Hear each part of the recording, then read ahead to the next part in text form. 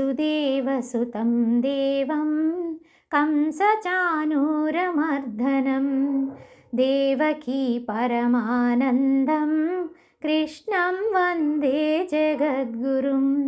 आतसे पुष्पसङ्कासं हारनूपुराशोभितं रत्नकङ्कणकेयूरं कृष्णं वन्दे जगद्गुरुं कुटिलालकसंयुक्तं पूर्णचन्द्रानिभाननं विलसत्कुण्डलधरं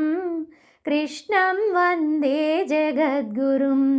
मन्दारगन्धसंयुक्तं चारुहासं चतुर्भुजं बर्हिपिञ्चावचूडाङ्गं कृष्णं वन्दे जगद्गुरुम् उत्फुल्लपद्मपात्राक्षं नीलजीमूतसन्निभं यादवानां शिरोरत्नं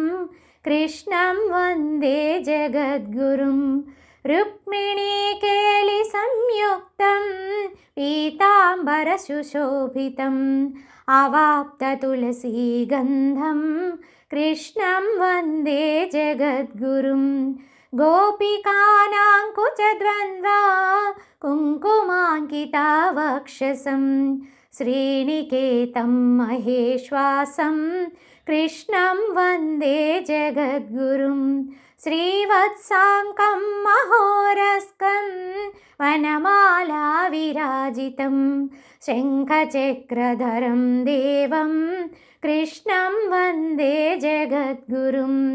देवकी परमानन्दं कृष्णं वन्दे जगद्गुरुं कृष्णाष्टकमिदं पुण्यं प्रातरुत्थाय यः पठेत् कोटिजन्मकृतं पापं स्मरणेन विनश्यति देवकी परमानन्दं कृष्णं वन्दे जगद्गुरुं देवकी परमानन्दं कृष्णं वन्दे जगद्गुरुम्।